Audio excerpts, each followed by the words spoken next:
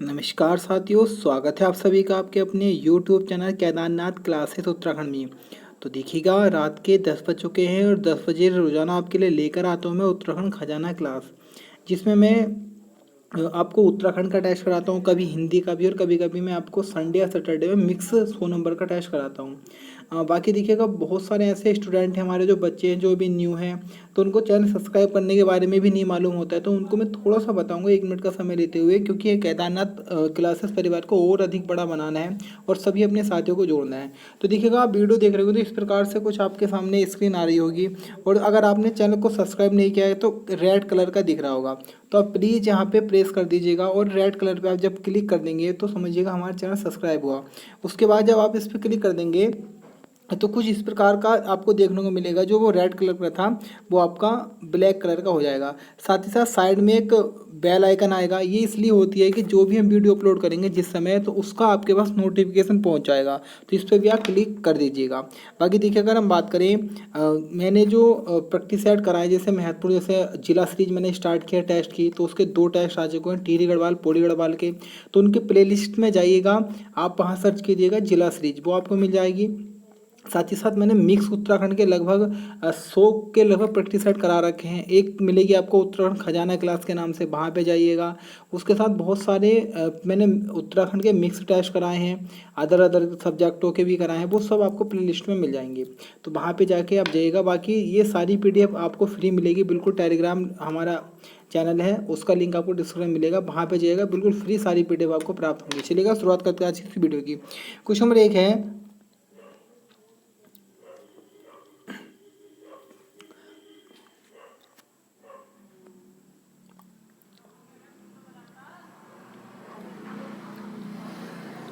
निम्न में कौन गलत सुमेलित है?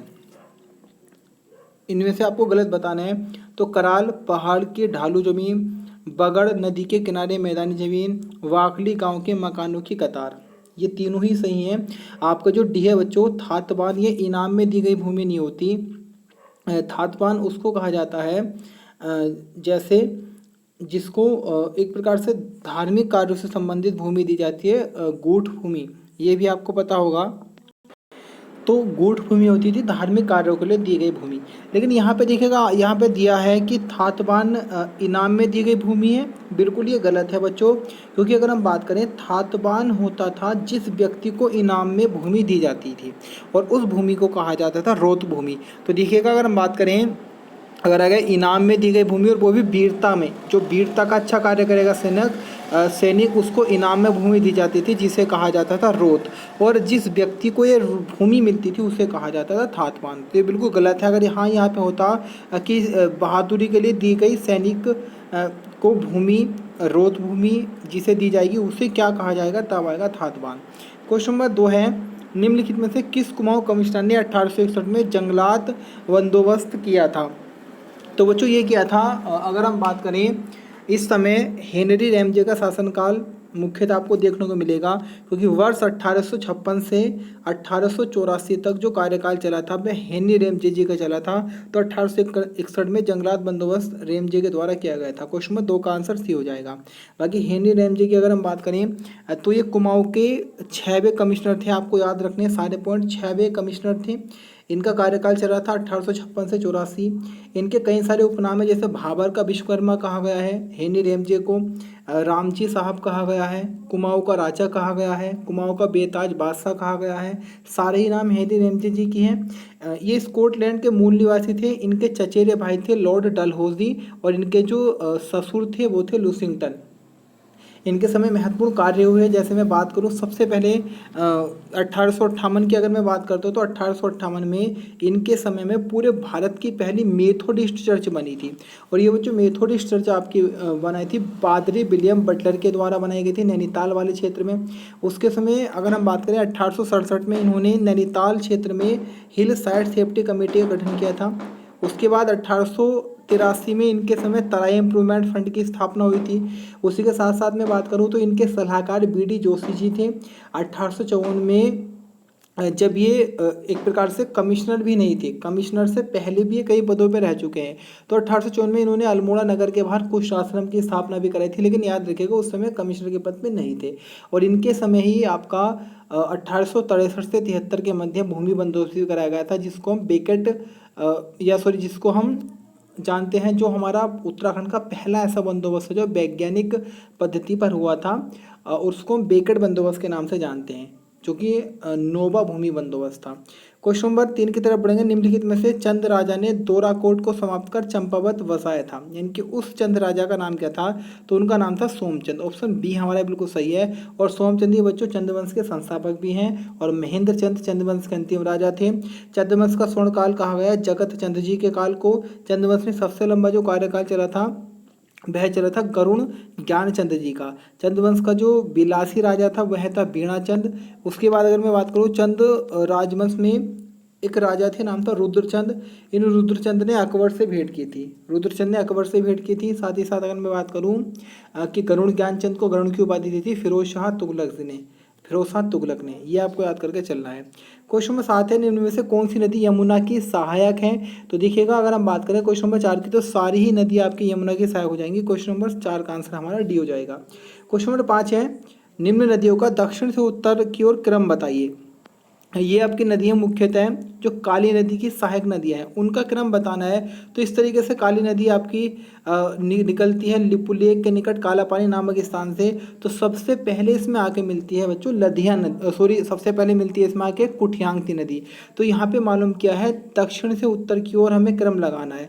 तो हमें सीधा सबसे उत्तर का अगर हम देखें, यानी कि सबसे अंतिम नदी अगर इस क्रम में देखें दक्षिण से उत्तर के क्रम में, लेकिन नदियाँ तो उत्तर से दक्षिण बह रही हैं, तो हम इस तरीके से लगा लेंगे कि दक्षिण से उत्तर के क्रम में हमें पढ़ना है। तो सबसे पहली नदी कौन सी आएगी हमारी इस तरफ से उत्तर से?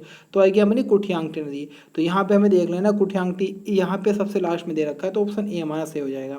अगर हम वैसे लगाते उत्तर से दक्षिण के क्रम में इस तरीके से, तो सबसे पहली नदी आती है हमारी कुठियांगटी, और इस तरीके से लगाएंगे तो सबसे अंतिम नदी आएगी हमारी कुठियांगटी। तो ऑप्शन डी ऑप्शन ए हमारा सही हो जाएगा। ऑप्शन ए हमारा सही है। क्वेश्चन नंबर 6 की तरफ बढ़ते हैं। क्वेश्चन नंबर 6 निम्नलिखित में से गलत सुमेलित है। इसमें आपको गलत सुमेलित करना है कि रूपकुंड चमोली में सही है, दुग्धताल पौड़ी में ये भी सही है, मंसूर ताल आपका आता है टिहरी में, ना कि रुद्रप्रयाग में। ऑप्शन सी गलत है। ऑप्शन डी तलाक तड़ा अल्मोड़ा बिल्कुल सही है, तड़ाग ताल। क्वेश्चन नंबर 7 है, विश्व पंचायत दियाई बिष्टी त्योहार कौन सी जनजाति मनाती है? तो बच्चों जौनसारी जनजाति मनाती है। ऑप्शन ए हमारा सही है। जौनसारी की मैं बात कर दूं तो उत्तराखंड का दूसरा बड़ा समुदाय जौनसारी समुदाय है। उसके साथ ही साथ अगर हम बात करें जौनसारियों के बारे में, तो एक व्यक्ति है जौनसारी का नाम सुनोगे नंदलाल भारती, जिन्हें जौनसारी संगीत का जनक भी कहा गया है। और वीर केसरी चंद का आपने नाम सुना होगा, वो भी जौनसारी समुदाय से थे। बाकी फकीरा सिंह चौहान का नाम सुना होगा, वो भी जौनसारी समुदाय से थे। बहुत व्यक्ति ऐसे रहे जिन्होंने जौनसारी जनजाति को बहुत उच्च स्थान तक पहुंचाया है। क्वेश्चन नंबर 8 है, निम्न में से कौन सा चंद राजाओं का राज्य चिन्ह था? तो देखिएगा गाय चंद राजाओं का राज्य चिन्ह था। ऑप्शन बी हमारा बिल्कुल करेक्ट हो जाएगा। क्वेश्चन नंबर बढ़ते हैं 9 की तरफ। उत्तराखंड का सर्वाधिक और सबसे कम क्षेत्रफल वाला जिला कौन सा है? तो देखिए अगर हम बात करें तो सर्वाधिक क्षेत्रफल है चमोली का और सबसे कम है चंपावत का। ऑप्शन बी हमारा करेक्ट है। क्वेश्चन नंबर 10 है, उत्तराखंड के सबसे पूर्वी पश्चिम जिले कौन से हैं?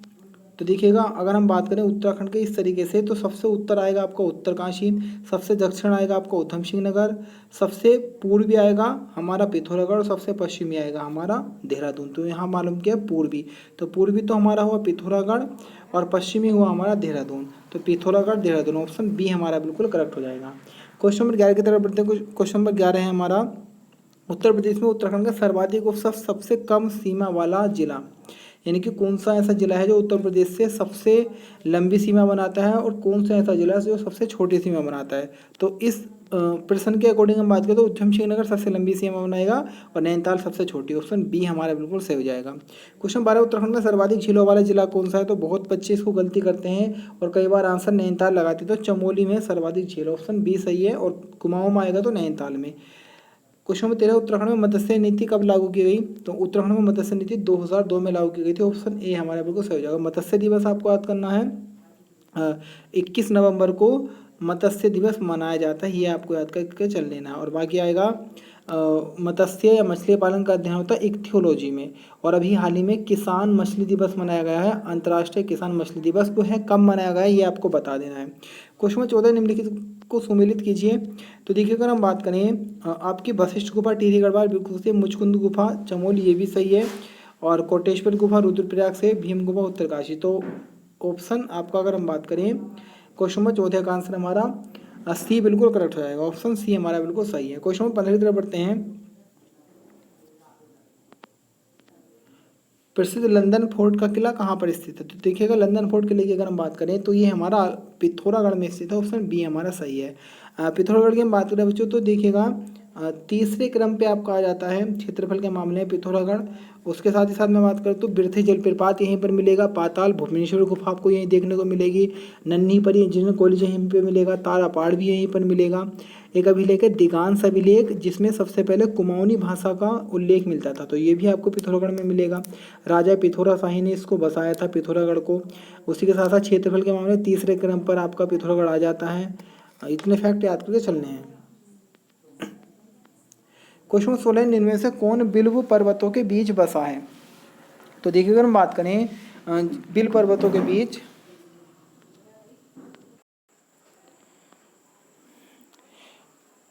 तो देखिए अगर हम बात करें हरिद्वार जो है हमारा बच्चों वह बिल्व और नील पर्वतों के मध्य स्थित है। क्वेश्चन में 16 का आंसर ये हो जाएगा।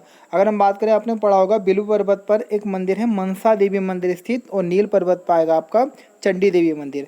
ये आपको दोनों याद करके चलने हैं। और बिल्व पर्वत के निकट ही एक बिल्व सरोवर भी है, और बिल्वकेश्वर महादेव मंदिर भी उस बिल्व सरोवर के निकट ही देखने को मिलेगा। अगर बच्चों में हरिद्वार की बात कर दूँ थोड़ी सी देखिएगा, तो हरिद्वार उत्तराखंड का सबसे बड़ा जिला है जनसंख्या के मामले में, सर्वाधिक जनघनत्व भी आपको हरिद्वार में मिलेगा, सर्वाधिक विधानसभा सीटें भी हरिद्वार में है, सर्वाधिक सबसे कम लिंगानुपात भी आपको हरिद्वार में मिलेगा। इसके साथ साथ मैं बात करूं वर्तमान में यहाँ से जो आपके सांसद हैं रमेश पोखरियाल निशंक जी हैं। उसके बाद हरिद्वार में ही गंगा मंदिर है, शमशान मंदिर हरिद्वार के कनखल में स्थित है। और उसके साथ ही साथ अगर मैं बात करूँ दक्ष मंदिर भी आपको कनखल में देखने को मिलेगा, भीम गोडा आपको हरिद्वार में मिलेगा, हर की पौड़ी हरिद्वार में मिलेगी, गंगा मंदिर हरिद्वार में राजा मानसिंह के द्वारा बनवाया गया था। उसके बाद ही बात अगर मैं बात करूं तो गंगा से एक नहर निकाली गई, ऊपरी गंगा नहर जो कि राज्य की सबसे प्राचीन नहर है, उसका उल्लेख भी आपको हरिद्वार में देखने को मिलता है मुख्यतः। उसके बाद अगर हम बात करें तो गंगा नदी के दाएं तट पर स्थित है हरिद्वार, और गंगा नदी जो है वह मैदानी भागों में प्रवेश हरिद्वार से करती है। क्वेश्चन नंबर 17 की तरफ बढ़ेंगे। क्वेश्चन नंबर 17 है प्रसिद्ध कमलेश्वर मंदिर कहाँ पर स्थित है? तो बच्चों कमलेश्वर मंदिर हमारा पौड़ी गढ़वाल में आ जाता है। क्वेश्चन नंबर 17 का आंसर हमारा ए हो जाएगा। क्वेश्चन नंबर 18 है उत्तर का वाराणसी किसे कहा जाता है? तो बच्चों उत्तर का वाराणसी कहा जाता है बागेश्वर को, ऑप्शन सी हमारा सही है। उसके साथ ही साथ दो तरह के क्वेश्चन और आते हैं, एक आता है यहाँ पर उत्तर का काशी, तो उत्तर का काशी आएगा भिवांडेश्वर जो कि अल्मोड़ा में है, और उत्तर की काशी आएगा आपका उत्तर काशी। ये भी आपको दोनों याद करके चलनी है। क्वेश्चन नंबर 19 है मोलाराम कौन थे?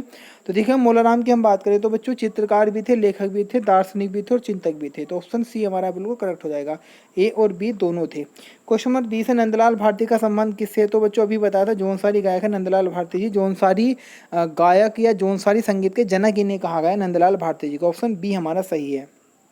क्वेश्चन नंबर 21 है निम्न में से गलत युग्म का चयन कीजिए। तो देखिएगा हम बात करें तो बौरानी मेला पिथौरागढ़ सही है, गिंदी मेला पौड़ी सही है, सुरकुंडा मेला चमोली सही है, ऑप्शन बी आपका गलत है। सेलकू मेला आपको बताना है कहाँ पे लगता है। बाकी वीडियो अच्छी लगी तो लाइक कीजिएगा, कमेंट कीजिएगा, और अधिक से अधिक इसको शेयर कीजिएगा अपने साथी उम्र जितने भी आपके साथ स्टडी रिलेटेड ग्रुप है। क्वेश्चन नंबर 22 है मूर्खली भुजनी तुग्यल आभूषण पहना जाता है? तो बच्चों ये आपके पहने जाते हैं कान में, ऑप्शन ए हमारा बिल्कुल करेक्ट हो जाएगा। क्वेश्चन नंबर 23 की तरफ बढ़ते हैं। क्वेश्चन नंबर 23 है निम्न में से किस जनजाति के लोगों में पक्की पौड़ी प्रथा प्रचलन है? तो देखिए विवाह की पक्की पौड़ी अगर हम बात करें तो बच्चों थारू जनजाति में मिलती है, क्वेश्चन नंबर बी आपका करेक्ट हो जाएगा। पक्की पौड़ी जो प्रथा है ये आपको थारू जनजाति मिलेगी। आपने सुना होगा बात कट्टी पक्की पौड़ी, इस तरीके से थारू जनजाति में आपने सुना होगा। थारू की मैं बात करूँ देखिए उत्तराखंड का सबसे बड़ा जनजातीय समूह है थारू। थारू सर्वाधिक यूएस नगर यानी कि उधम सिंह नगर में पाए जाते हैं। थारू की मैं बात करूँ तो देखिएगा दीपावली को शोक के रूप में मनाते हैं, साथ ही साथ विधवा विवाह लठभरवा भोज भी थारू में देखने को मिलेगा। इनका प्रमुख त्यौहार बजहर होता है। थारुओं का सबसे ऊंचा गोत्र बड़वायक आपको देखने को मिल जाएगा। उसके साथ साथ मैं बात करूँ तो थारुओं का मुख्य पेय पदार्थ है जाड़, और जाड़ ये शराब को बोलते हैं जो कि घर निर्मित ये चावल के द्वारा बनाते हैं। इसी के साथ साथ भोटिया जनजाति की एक उपजाति है जाड़, ये भी आपको याद करके चलना है। उसके बाद ही बात अगर हम बात करें बच्चों तो थारू से इतने फैक्ट आपको याद करके चलने हैं। क्वेश्चन नंबर 24 है, स्वामी रामतीर्थ सागर किस बांध का आधिकारिक नाम है? तो देखिएगा स्वामी रामतीर्थ सागर जो है वो टिहरी बांध का आधिकारिक नाम है। क्वेश्चन नंबर 24 का आंसर हमारा ए हो जाएगा। टिहरी बांध की मैं बात करूँ तो 260.5 मीटर इसकी ऊंचाई है और ये उत्तराखंड का सबसे ऊंचा बांध है। उसके साथ साथ ही अगर मैं बात करूँ टिहरी बांध के बारे में तो देखिएगा टिहरी बांध का जो निर्माण कार्य प्रारंभ हुआ था वो 1978 में हुआ था। उसके साथ ही साथ 1979 से इसका कार्य करना प्रारंभ किया था टीएचडीसी ने, क्योंकि पहले ये उत्तर प्रदेश सिंचाई विभाग के द्वारा बन रहा था, इसका कार्य बहुत धीमे चल रहा था। तब जाकर 1988 में टीएचडीसी का गठन किया गया और टीएचडीसी यानी कि टिहरी हर्बल डेवलपमेंट कॉर्पोरेशन, उसने 1979 से इसका कार्य प्रारंभ किया और इसके खिलाफ बहुत आंदोलन हुए, बहुत लोगों ने चाहा कि टिहरी बांध ना बने, लेकिन अंततः टिहरी बांध बन ही गया और पुराना टिहरी इस टिहरी बांध के जलाशय में जलमग्न हुआ था। तो देखिएगा स्वामी रामतीर्थ सागर के नाम से टिहरी बांध को जाना जाता है क्योंकि इस क्षेत्र में स्वामी रामतीर्थ सागर जी ने तपस्या और साधना की थी। क्वेश्चन नंबर 25 है, निम्न में से सही उद्गम का चयन कीजिए। देखिए अगर हम बात करें ऑर्डिनेंस फैक्ट्री आपकी आती है देहरादून, रायपुर में फल संरक्षण केंद्र आपका आता है चौबटिया रानीखेत वाले क्षेत्र में, इथेनॉल प्लांट आपका आएगा उधम सिंह नगर में, नेस्ले कंपनी आपकी पंतनगर में, ये बिल्कुल करेक्ट है। बाकी ये तीनों ऑप्शन आपके क्या हो जाएंगे, गलत हो जाएंगे। ऑप्शन ए हमारा बिल्कुल करेक्ट हो जाएगा। क्वेश्चन 6 से महाराणा प्रताप स्पोर्ट कॉलेज कहाँ पर है बच्चों, ये आपको बताना है। महाराणा प्रताप स्पोर्ट कॉलेज बच्चों हमारा रायपुर देहरादून में स्थित है। क्वेश्चन नंबर 26 का आंसर हमारा बी बिल्कुल सही हो जाएगा, रायपुर देहरादून में। साथ ही साथ मैं बात करूँ देखिए कुछ महत्वपूर्ण मैदानों की अगर मैं बात कर दूँ तो देखिएगा एक स्टेडियम है राजीव गांधी क्रिकेट स्टेडियम, आपने नाम जरूर सुना होगा राजीव गांधी क्रिकेट स्टेडियम। तो राजीव गांधी क्रिकेट स्टेडियम आपका देहरादून में स्थित है और ये अफगानिस्तान टीम का होम ग्राउंड भी रह चुका है। इस राजीव गांधी क्रिकेट स्टेडियम को 16 दिसंबर 2016 में इसका उद्घाटन किया गया था। और उसके साथ ही साथ अगर हम बात करें इस राजीव गांधी क्रिकेट स्टेडियम को एपण चित्रकला से भी सजाया गया, यानी कि यहाँ पर एपण चित्रकला भी आपको देखने को मिलेगी। उसके साथ साथ एक अंतर्राष्ट्रीय स्टेडियम और है हमारे उत्तराखंड में आपका हल्द्वानी वाले क्षेत्र में इंदिरा गांधी अंतर्राष्ट्रीय क्रिकेट स्टेडियम है, ये आपका हल्द्वानी में देखने को मिलेगा। तो क्वेश्चन नंबर 26 का आंसर हमारा बी हो जाएगा। क्वेश्चन नंबर 27 है, किसे किंग ऑफ कुमाऊं के नाम से जाना गया है? तो बच्चों हेनरी रेमजे जी को किंग ऑफ कुमाऊं कहा जाता है। क्वेश्चन नंबर 27 का आंसर ए हो जाएगा। तो ये थी आज की वीडियो। कैसी आपको वीडियो अच्छी लगी तो कमेंट जरूर कीजिएगा। साथ ही साथ हमारा जो व्हाट्सअप ग्रुप है वहाँ भी ज्वाइन हो जाइएगा और टेलीग्राम पर तो सभी को ज्वाइन होना ही होना है, क्योंकि PDF वहीं पर मैं सेंड करूँगा। बाकी आज के लिए इतनी, इसी प्रकार की महत्वपूर्ण वीडियोस पाने के लिए और आगे की तैयारी को ज़बरदस्त तरीके से करने के लिए हमारे साथ जुड़िएगा केदारनाथ क्लासेस उत्तराखंड से। आज के लिए इतने, मिलूंगा कल फिर मिलते हैं वीडियो के साथ। फिलहाल के लिए धन्यवाद।